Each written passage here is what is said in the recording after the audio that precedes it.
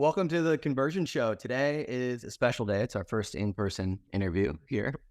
I am joined by Drew Clark, CEO and founder of California Cowboy, CaliforniaCowboy.com.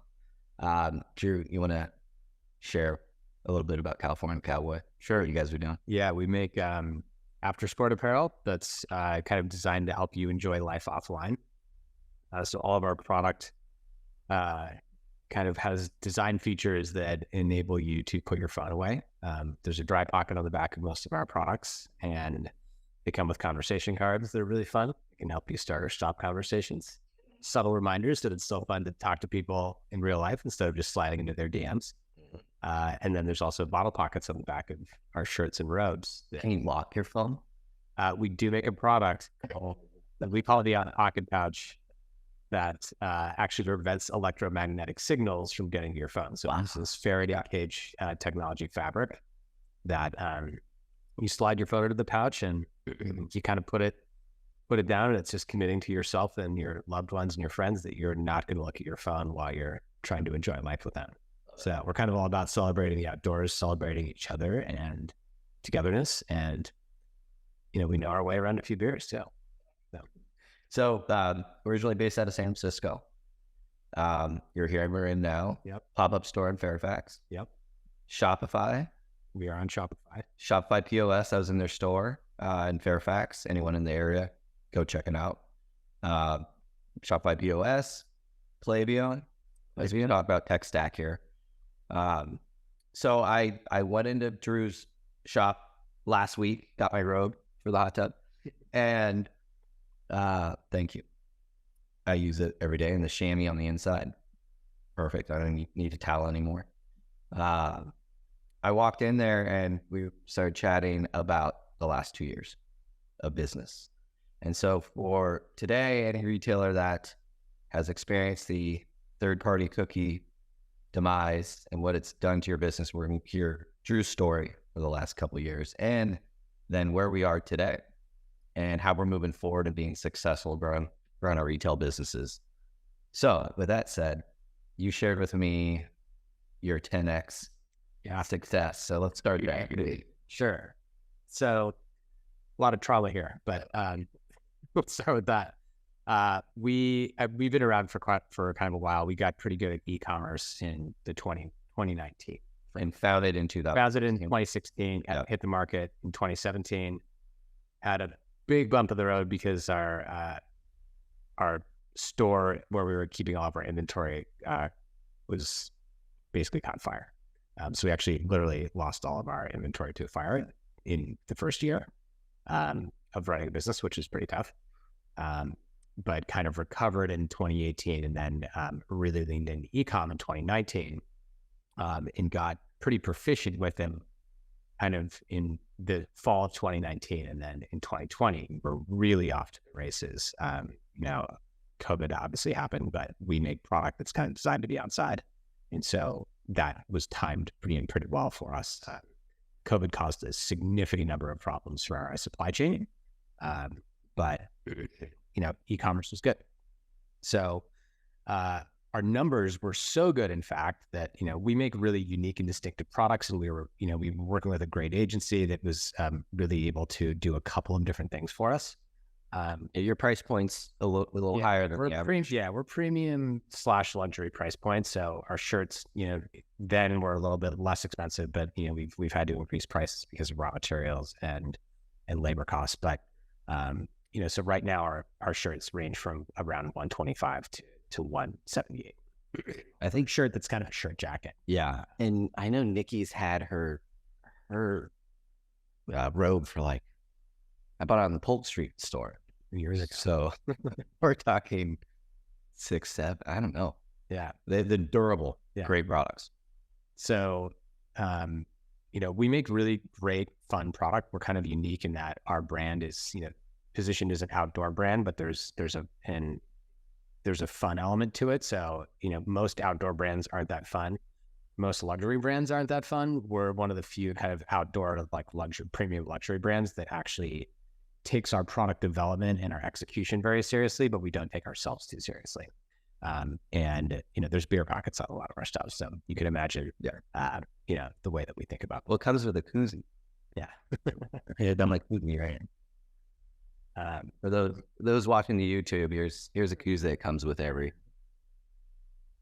So yeah, if I know this is gonna be filmed, I would have brought some more collateral. Is this California? One of our older shirts? Yeah. Okay.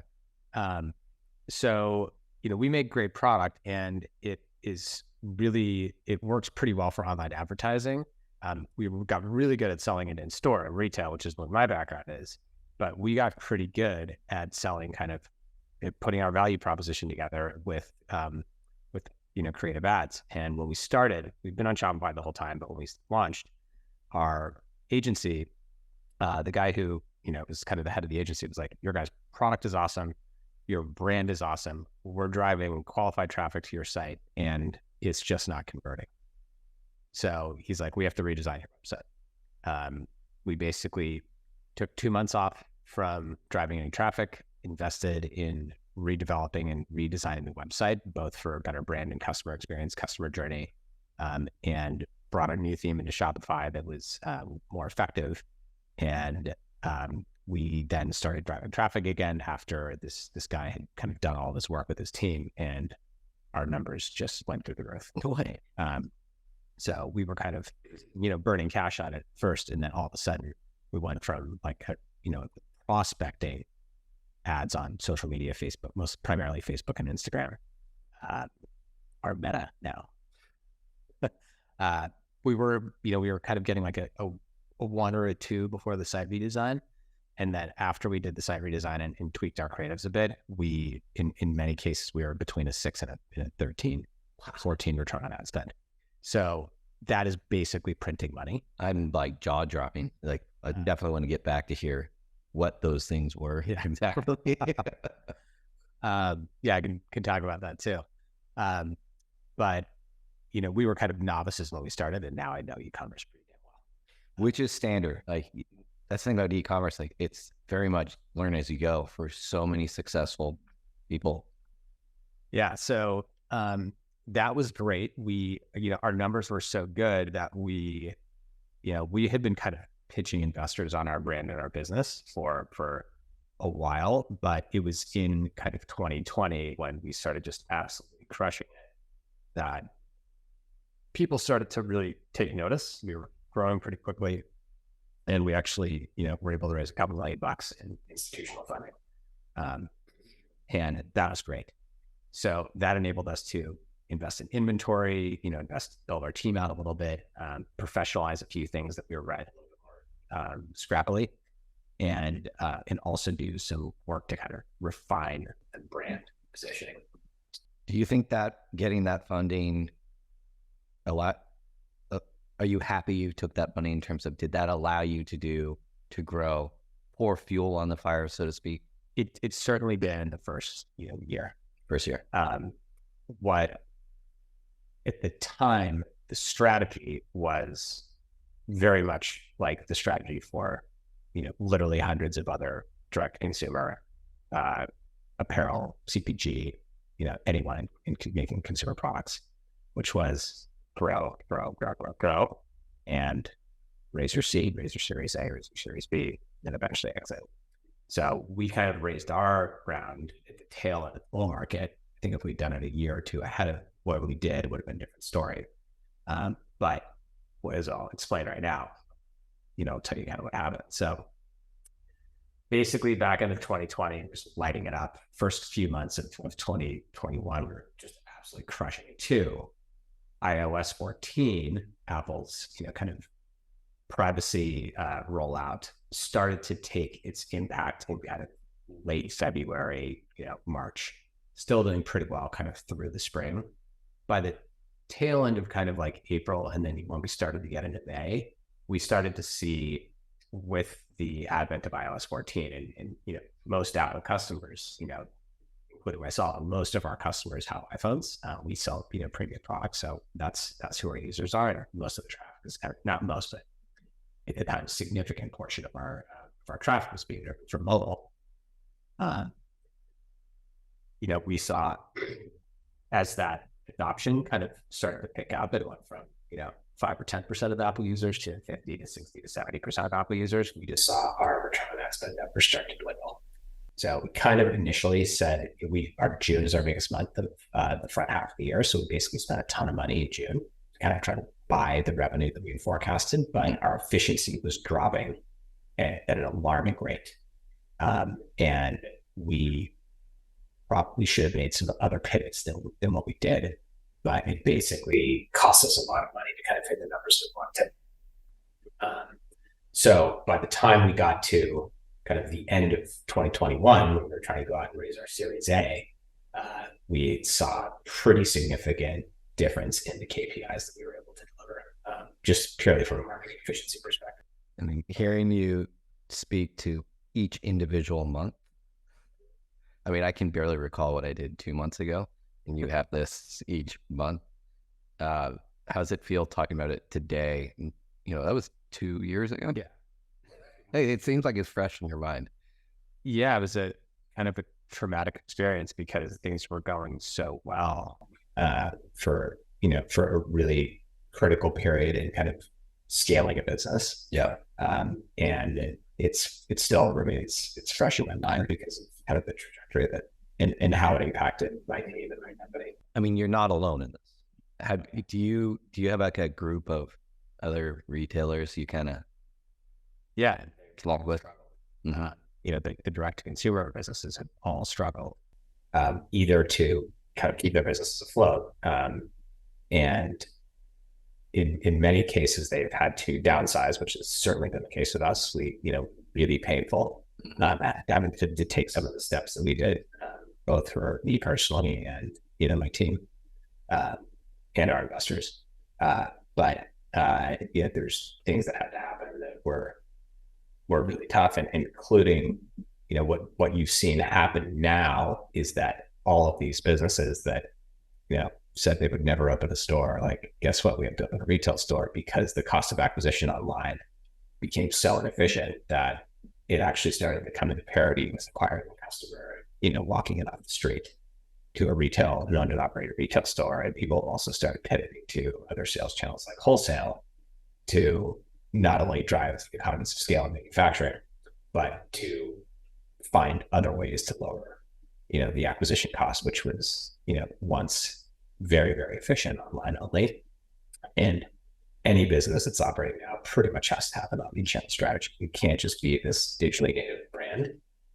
The tidal wave of sort of consumer use of e-commerce that happened kind of through COVID is, it accelerated, but also that wave really crashed and then rolled back in a way that I think very few people predicted, kind of across industries.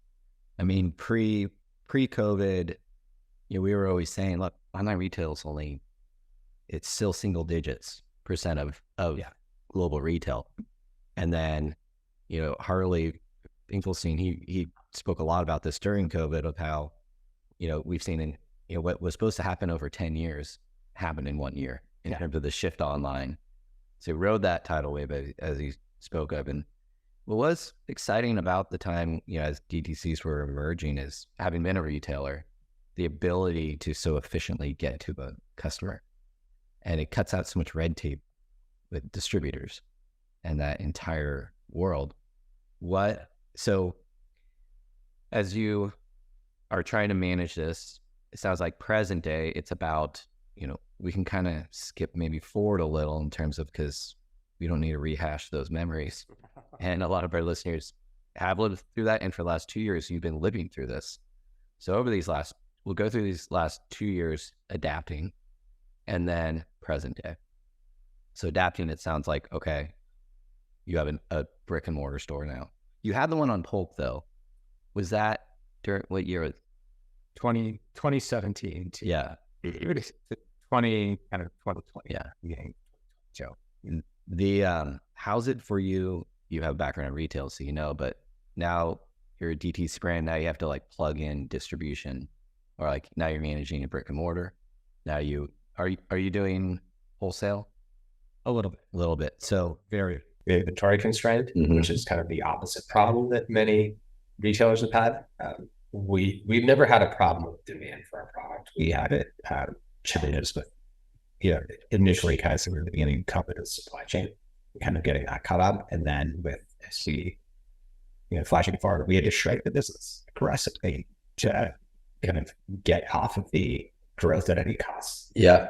Hamster wheel, which the market was rewarding up through the kind of middle of 2021 into we're actually not going to try to grow. We're going to try to pivot to profitability, which the market started to reward. That philosophy, that perspective. Technology world's not much different. Very quickly. So that was a very, very painful pivot that we had to make. What are, wholesales? Which meant shrinking the business. Yeah. I mean, wholesale is a different business to run. And I know Shopify and BigCommerce have been working to build that into their software to take it on. Are you seeing other DTC brands like successfully adapt and understand that market? I think a lot of people are, and everyone kind of has their own niche. As far as Shopify goes, Shopify has tried to, I think, get themselves into the wholesale business, but it's the economics aren't particularly favorable for brands. Like, it really makes sense in a DTC business, but the way that they kind of charge for wholesale is astronomical. Really? And we've looked at it, and we just couldn't square the numbers for kind of like what it was. We're going to be paying them a ton of money for very little functionality, despite the fact that we've made things a little bit easier. So alternatively, you just manage it in-house. Yeah, we manage it. It's not that big. Noted Shopify. Yeah. Prefer with Shopify. Yeah. I mean, how's the POS been? It's Great. Yeah. So the other component is now you have a store in Fairfax, California. Yep. How's that experience been? It's been good. We also pivoted our retail a bit. Historically, we've been kind of California Cowboy, like pretty much just focus on the brand. But one of the things that I've noticed that's happened in the past, 5 or 10 years is that as the barriers to entry have lowered for kind of individuals or smaller groups of individuals to get into the consumer markets, whether that's software that's maybe driving e-commerce easier or, the kind of tactical and practical elements of running a small business like accounting and other pieces of software that makes it easier for kind of lone wolves to kind of launch a consumer brand. There's a lot more options on supply chain. There's a lot more options on inventory financing, ways to get your startup up and running, which means that even though e-commerce is really tough, there's still all these people that are being entrepreneurial out there and kind of doing something that they care about and launching brands in smaller scales. And so what we decided to do is, given that there's people still out there trying to do that, but online marketing is now really inefficient. I saw this kind of need for these smaller brands to actually have a retail presence because it's actually relatively affordable to acquire a customer if you can be in front of them and actually leverage your local community to drive your sales. So with the store that we opened, we actually brought in multiple local brands, which has been fantastic. So we kind of anchored the store with California Cowboy, but this new concept, this retail concept that I'm working on, is pretty unique in that we're able to kind of shine a spotlight on these local brands, use their support network, their community to kind of bring 3 or 4 brands together and get all of those customers' eyeballs on the brands. And so it's helpful for kind of everybody. The collective. And the collective idea, and California Cowboy has been able to kind of handle the staffing and training, insurance, that kind of thing. Yeah. I mean, the overhead of retail, when I see these retail stores, I mean, historically, retail is inefficient. What it costs to run a brick and mortar retail store, or labor, utilities, price per square foot, it's insane. So if you can share that cost. Yeah. And what we do is we've been pretty flexible in working with the brands and work with and trying to figure out, does a percent of sales make sense? You want to pay rent, how much real estate do you use? We can get small footprints. Work. And we try to go to places where the local community is really strong. That's what we've done. I have lived here. So, being where you live, having a founder rest is really important. And all these other small brands that couldn't afford to do retail on their own have been really excited about the opportunity to kind of put themselves in front of customers to work and collaborate with us. Well, what I love about e-commerce, it's so efficient, and you can scale. Used to be, right? Well, just to operate from operational scale. And I remember you saying that, how have you adapted, being efficient? You have your warehouses, because of NAFTA, you found a solution there. Yeah. Leveraging. Yeah. So we use, we're working with a fulfillment partner called Shipmunk. That has a number of different locations in the US, but they also have a location in Mexico. And there's a sort of arcane law that I'm not exactly sure when it was passed, but it's called Section 321, and it basically allows you to store inventory in Mexico or Canada and bring it into the US for, if the orders are underneath a certain threshold, then you don't have to pay for doing so, which is pretty fantastic from a margin perspective, but it's also problematic from a speed to consumer perspective. I think you said it was a 1 day potential. It usually takes about 24 hours to get a product across. Yeah. And you kind of get it in carrier's hands. So we can't ship overnight like, an Amazon can. And we're obviously competing with, Amazon in terms of the customer experience. So that has been a problem. But we're trying to improve that. Yeah. So the collective reminds me thinking of present day antique stores where you have the big warehouse and each individual antiquer has their own booth. Yeah. So let's talk numbers in terms of, you were seeing, I think you said a blended ROAS of 5 to 7 in the past. But no, we were much higher. Much higher. Our blended ROAS is probably around 8 to a 10. 8 to a 10. Where are you? Prospecting in some cases, we were getting up to like a 12. 12. So on some products, and you have to have a great product. You have to have a good website. You have to have, good creative. There's a lot of different kind of, levers that have to be and components that have to be in place to drive an effective performance marketing strategy, both strategically and tactically. And you have to deliver a great product, and it has to be something the market wants. With that, where are you today? So other retailers can feel like, okay, like I'm not alone. Yeah, I mean, we were, historically we were, let's just use Meta for example. The prospecting we were probably the 7 to 10 or 11 range, and now if you just isolate Meta, we're like between 1 and 0.5 and 2.1. Yeah, so 2 is but it's often lower than that. And what we have tried to figure out is the best way to balance the funnel across the different performance marketing channels, across Meta, which can be Instagram, Facebook, particularly Google, and affiliate, and try to, get to a ROAS that can give us a blended return on ad spend that gets us to a place where the business can be first transaction profit. So with is there anything you turned off, so to speak, like retargeting, or is there anything that you just completely shelved? Any channels?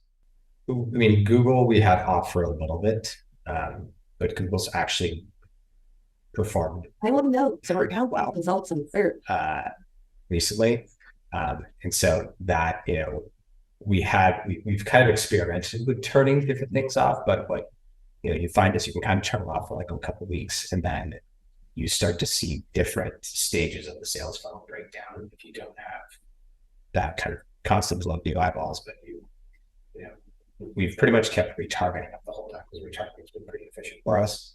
But we've experimented with turning off Google and Facebook. So it sounds like I'm hearing we tried TikTok, but it's just not great. I was going to ask, are there any other channels like our customer base is 27 to 55. So there's those people are on TikTok, but we just haven't found it to be super productive for us. And our brand is kind of about staying offline. So we probably could have a stronger organic social media strategy. They're up at 3 a.m. with their child that's up, scrolling through their Instagram, getting hit with that new wow thing that they have to have. Okay, so let's shift to our final chapter here, which is I walked into your store and you're like, we're looking at focusing on optimizing our website. Yeah. What does that mean to you? So we've had a couple of different things come up. Our site speed was a little rough around the edges for a while, which is particularly challenging. On desktop, it's like not that big of a deal, but on mobile, people are just going to immediately flip to something else if your site speed isn't operating. So we try to design mobile first, but when site speed is an issue, it has a huge impact on your bounce rate. It has a huge impact on your overall conversion. So our site is kind of designed for mobile first. Smart. Do you know what percentage your traffic? It's usually between 60 and 80% of traffic is coming from mobile, but it fluctuates depending on 70s, like DTC brands. We see 70% being a benchmark. Yeah. So we're right. So I don't think we're all that different. The theme that we use in Shopify is pretty effective, but I'd say site speed is one of the most important things. But then we are also looking at adding some components into our site that can do a few different things. Our product looks like lifestyle product, but it's actually incredibly technical. And that's the way that we sort of design it. We hide everything in our product, so it looks like I'm wearing a flannel shirt, but this is actually more like a piece of outerwear because there's 10 different pockets and waterproof fabrics and zippers and in sunglass holders and bottle pockets, and it comes with a bottle opener, it comes with conversation card, it comes with koozie.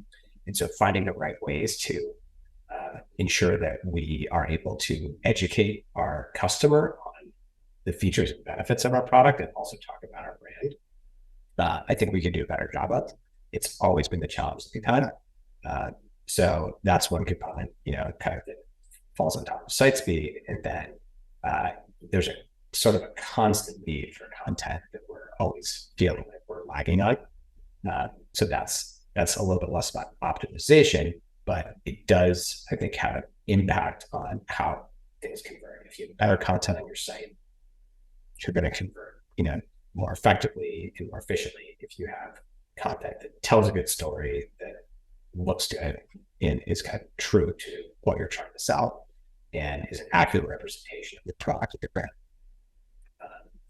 And then the other part that we're starting to is kind of in the future is how do we start to talk about customization of products? So we have a wedding business, for example, and we're trying to get ourselves to a place where we can actually customize products to make them more personal, like embroidery, things like that. And so that's like the next step. Is those kinds of things can really help convert. So those kind of larger objects. So like a tool on the website for them to upload their logo, or that's cool. So there's some of that, and then there's probably some things we can do with live chat. We're not really at an opportunity because we're just cut some cost, and there's some other kind of lower level, I think, for things we can be doing just around truly understanding like heat mapping. What is that like? How do we serve different different pieces of content or different products to people based on where they've been in the past in A/B testing more aggressively. But the problem is all stuff costs money. And we don't really have a lot of money to burn. And is that something you would try to do in-house or work with? We cannot do it in-house. I have an incredibly salty at this point. So there's no shot at doing it in-house. We would be looking for something to help us do that. The thing is that, if you go back, you used to be able to kind of mask your flaws in your site, in your product, in your strategy, in your content, because if you're getting a 6, 7, 8 return on ad spend at prospecting, nobody's really asking a bunch of questions. When your prospecting return on ad spend goes down to below 2 and you're not profitable in your first transaction, all of a sudden you have to start looking at the other components that drive efficiency, which is how are you, tweaking and leveraging and A/B testing your content to make sure that you're getting the most efficient content out there, your creatives. How are you looking at the way that your site performs and how people navigate through the customer journey? What does your checking process look like? You have to start looking at those things. What does your site speed look like? And all of those things are going to sort of incrementally improve your conversion. And conversion optimization wasn't really like, it was always something that kind of the bigger brands looked at, or the brands that were maybe make kind of mediocre product, right? Mediocre, creatives that were saying like, okay, like they're starting from a base that's, kind of where we are now, but we didn't have to really address it because we were, kind of crushing it. And then, now those things are just becoming much, much more critical because you just have to be more efficient if you're going to run a sustainable business. Well, you're preaching to the choir here on that one. It's even when we were running a retail business growing at 300% every year, I didn't care about 1 to 3% opportunity. It's like, dealing with all this growth, but sustainability is the big thing, and conversion optimization's here finally. So I love hearing that.